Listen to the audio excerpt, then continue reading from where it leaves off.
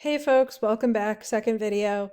Um, right now, we're gonna look at my very favorite website ever, Web of Science. But first, we're gonna talk about why I hate Google Scholar and don't use it. So I'm going to put in a search term for the thing my dissertation is about, wolves, in Google Scholar. I'm obviously a sociologist, so I'm really not looking for conservation biology articles, and yet that's really what comes up. And there's 300,000 of them.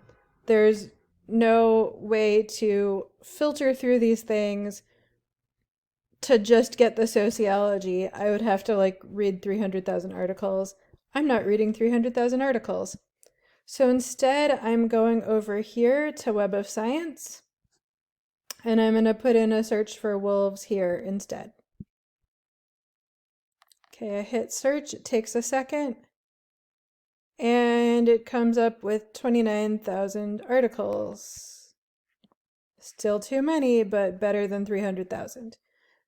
However, Web of Science will let you filter through your articles. It's just much easier to navigate. So let's filter. Let's do that. One thing I could do, I could search within the results. There's a lot of options for how to filter, and I'm going to go to my favorite Web of Science categories, choose more options, choose sociology, and hit refine.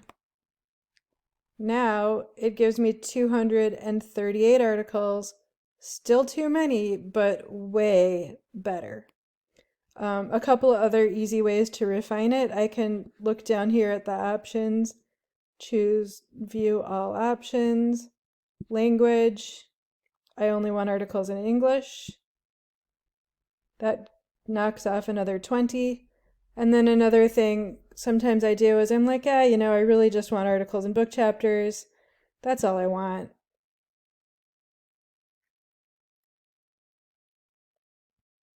So there we go. Now I just have articles and book chapters, and there's only 96 of them. Way better. Now let's look at how much more user-friendly this is than what we had before. I can see the title, which I could see in Google Scholar too. I can see the number of times it was cited, which you could also see in Google Scholar, the authors, but crucially I can see the journal, right big in all capital letters, so I can see that Human Ecology is a journal I'm probably interested in. Journal of Consumer Culture, probably not. This one, definitely yes, maybe, probably not. So looking at just the journal title, having it right there, I find that very helpful. And as you get more into this, you're going to start knowing the names of the different authors. So I know who this is. I know that this is a great article. He's a great sociologist. I like his work, and so on. So this is better already. Here's something else I can do that makes it even better. Right now we're sorting by date. And I like sorting by date. It gives me the most recent things first, and I can find out, what just came out. The other option here is time cited. I'm going to click that, but before I do, I just want to point out, so when an article comes out, lots of other academics read it, they see if it's useful or not, and if it is, when they're writing their next article, they write about it and they cite it. If it's a very, very important article, it gets cited a lot, so the time cited will be a pretty big number. If it's not an important article, they won't cite it, so you're going to have a small number for the number of times cited, maybe even 0. But for something that just came out, last month, there wasn't really time yet for anybody to cite it. This one here is from July. It already has 1 citation.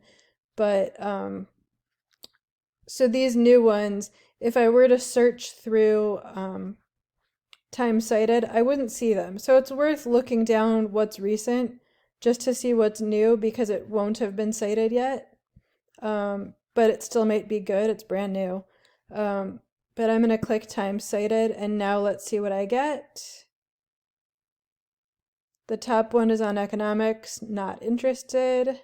pets. I could skip that. But here we start getting into the good stuff. So this is a fantastic article, cited 91 times. This is another fantastic article, cited 88 times. Weight loss, nope. This one's good, 79 times. Nope. This one is a great article. This one's great. I don't know. Maybe-ish. But you can see finally we have a page of search results where we can look at it and we could be like, wow, these are great. I'm really interested in all of these, or maybe half of these rather. So already this is good. Now I'm going to do something else. I'm going to export my results to Excel.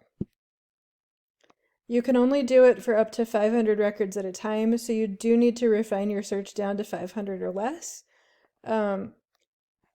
You can get a full record or just some things. I'm going to go with this author, title, source, abstract and hit export. I'm going to pause the video and I'll pick it back up when this is done.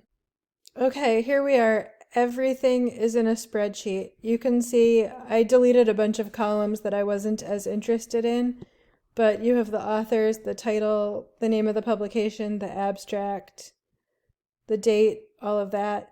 Had I done a full record, it would also have the number of times cited, which I do use. I find that useful. Usually what I do is for abstract, I format the cells, wrap text. Here we go. Now I can just sit here and leisurely look at just the abstracts and just read. So this first one, this is an economics one, not interested. I could just delete it. Something I do to make my going through and deleting what doesn't interest me a little more efficient is I use the sort function and I sort on the name of the journal so that I can go through here and just pick out which journals are probably going to have something I'm interested in and which ones I'm not going to be interested in at all. So in this case, deviant behavior, that's probably not the journal I want. That one I could delete. But I could just go through here. I could read the abstracts. I can mark them up, make notes on them. Yeah, this is a much easier way to go through this.